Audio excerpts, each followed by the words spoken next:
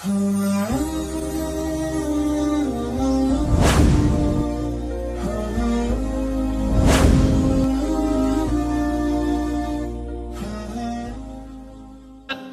masanya yang kita bawa tak lain tak bukan innallaha la yanzuru ila ajsamikum. Allah tak menengok badan, fisik, bentuk tubuh, baju. Ini sampulnya saja.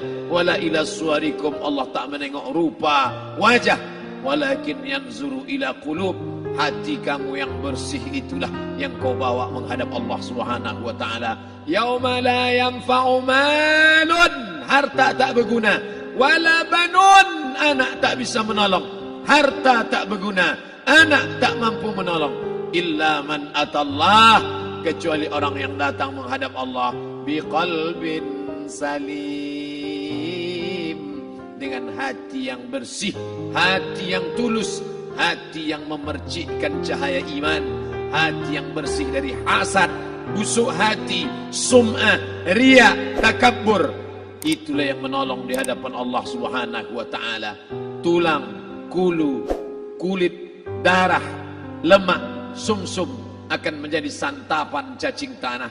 Begitu besok pagi pintu kamar tak bisa diketuk, istri bolak-balik membangunkan tak terjaga, dipegang pipi sudah sejuk macam es batu, tanda jantung tak lagi berdetak, maka darah mulai berubah menjadi nanah, busuk.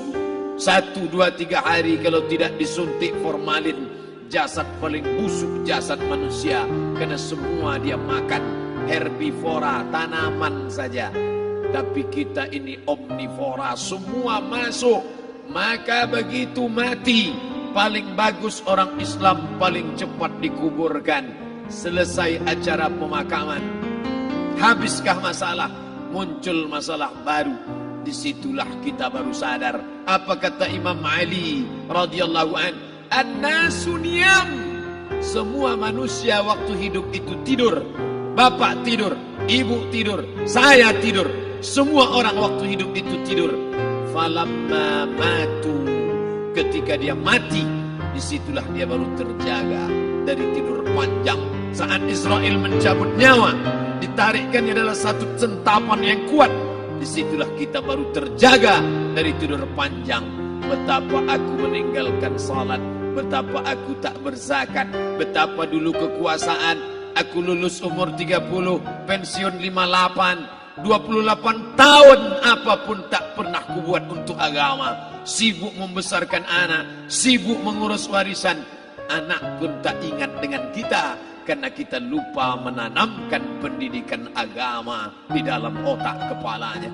Andai dulu pernah dia dibawa ke masjid, andai dulu pernah dia dibawa umrah, andai dulu dia dimasukkan SD IT, SMP IT, SMA IT, Islamic Boarding School, dibawa ke masjid, takkan dia lupa mendoakan selesai sholat, Rabbighfirli wali walidayya warhamhuma kama rabbayani saghira.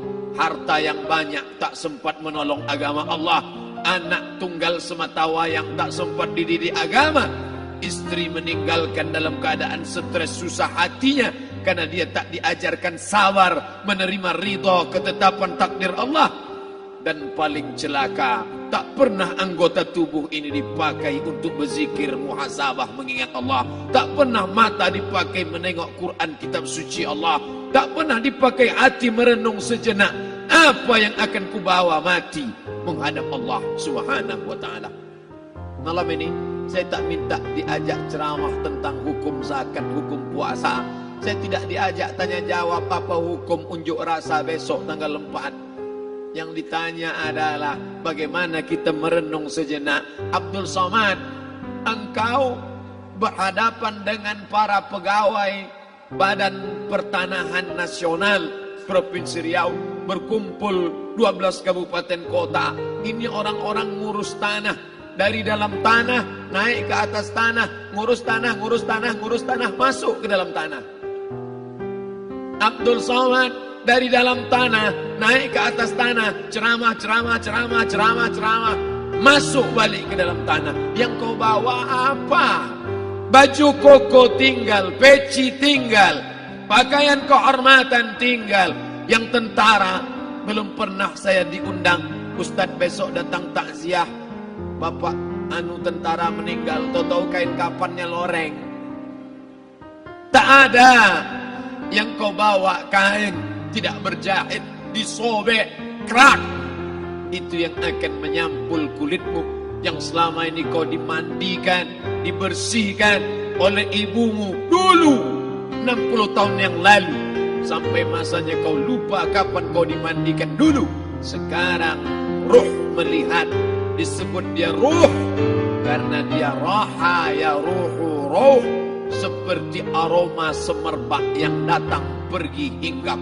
Ruh sampai masanya dia datang masuk ke dalam jasad. Ruh sampai masanya dia pergi meninggalkan jasad.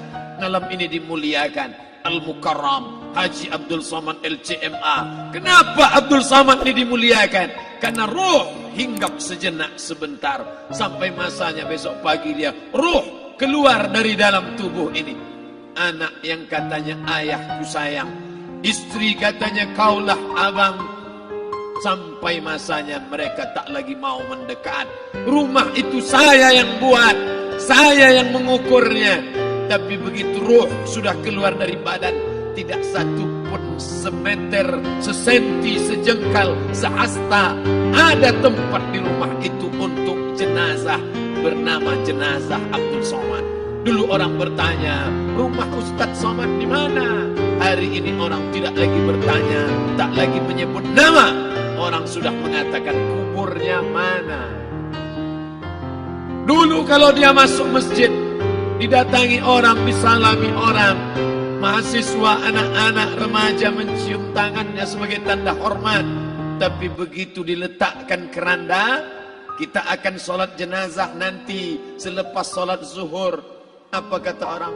Letakkan di tepi sana, letakkan di tepi sana. Tak satu pun mau mendekat, letakkan dia di sana. Bahkan sebagian mengatakan jalan dalam masjid, letakkan dia di luar. Dia tidak disebut engkau yang mulia, tidak digunakan kata ganti orang langsung. Letakkan dia di sana. Bahkan sebagian tak lagi, padahal tempat paling mulia sebelah kanan, orang tak lagi mau di kanan, mulai dia menjauh ke kiri. Kenapa kau ke sana? Takut aku mimpi hantu nanti malam. Mana kawan, sahabat, andai tolan, anak menantu, teman sekantor, semuanya pergi meninggalkan. Yang tetap dibawa, kalau pernah kaki melangkah salat berjamaah di masjid, kalau pernah tangan mengusap kepala anak yatim, kalau pernah tangan mengucap subhanallah. Nanti di akhir tausiah kita akan berzikir, munajat, muhasabah diri, berdoa, mengenang apa yang akan kita bawa menghadap Allah Subhanahu wa taala. Datang malaikat membawa kain kafan dari cahaya, akan menyambut ruh yang mulia. Hadis riwayat Ahmad bin Ambal dalam kitab Al-Musnad. Turun malaikat berlomba-lomba membawa kain putih dari cahaya, menunggu ruh akan keluar. Ruh menetes seperti embun di ujung daun. Daun tidak bergoyang, ranting tidak patah. Ruh menetes pelan turun ke dalam kain kafan, dibawa malaikat ke pintu langit. Tak sabar mereka menyambut. Inikah dia yang selama ini berjamaah? Inikah yang dulu ketika dititipkan kekuasaan menolong agama Allah? Kam min masyhurin fil ardi walam yakun ma'rufan fis sama. Berapa banyak yang masyhur terkenal di bumi, malaikat tak mengenal dia. Ini roh siapa? Tapi ini bukan LCMA, dia bukan ustaz, dia bukan ulama, tapi imannya dalam. Kekuasaan dipakai menolong agama Allah, rohnya keluar di bawah. Semua malaikat mengucapkan salam. Inilah orang yang selama ini kami tunggu-tunggu. Catatannya sudah lama. Setiap pagi petang, malaikat subuh membawa catatan namanya, malaikat malam membawa catatan namanya. Kami merindukannya. Begitu orang-orang yang masyhur di langit, tapi tak dikenal makhluk bumi. Tapi ada sebaliknya, yang rohnya disentapkan, ditarik malaikat dengan begitu tarikan yang sangat kuat. Nabi bertanya saat Isra Mi'raj kepada mereka yang sudah mati ribuan tahun yang lalu, apa yang kalian rasakan? Yang satu mengatakan seperti tebasan pedang di tempat yang sama beratus kali. yang satu mengatakan seperti kambing yang dikuliti hidup-hidup, yang satu mengatakan seperti mata kail pancing ditarik dari kulit yang basah. Maka kita berdoa setiap selesai salat, Allahumma hawwin alaina, ringankan kami ya Allah, fi sakaratil maut, di saat sakaratul maut yang amat sangat menyakitkan itu. Dan mereka yang pergi tak pernah kembali, mereka yang mati tak pernah bercerita kecuali hanya kepada Sayyidina wa Maulana Muhammad sallallahu alaihi wasallam. Di saat malam pertama di tempat yang gelap, di tempat yang tak pernah diimpikan oleh orang, tapi kita tetap melewati dan merasakannya. Perlahan-lahan cacing tanah, ular-ulat kalajengking akan menggerogoti kulit yang selama ini dimandikan, selama ini dipakaikan sampo yang mahal, selama ini dioleskan pelembab yang lembut. Tapi ternyata sebelum roh keluar jasad, setelah keluar, dia hanya akan menjadi santapan cacing tanah, hancur berkeping hari demi hari. Yang pertama kali membusuk adalah mata, karena dia berisi cairan. Cairan ini mengering, busuk dan berlubang. Lalu kemudian usus sebulan di dalam tanah, mulai dia menggelembung masuk angin dan dia meletus pecah. Cacing-cacing tanah mulai datang menggerogoti, memakan. Habis lemak, tulang, kulit, bulu, sumsum, darah, jantung, empedu, limpa, buah pinggang.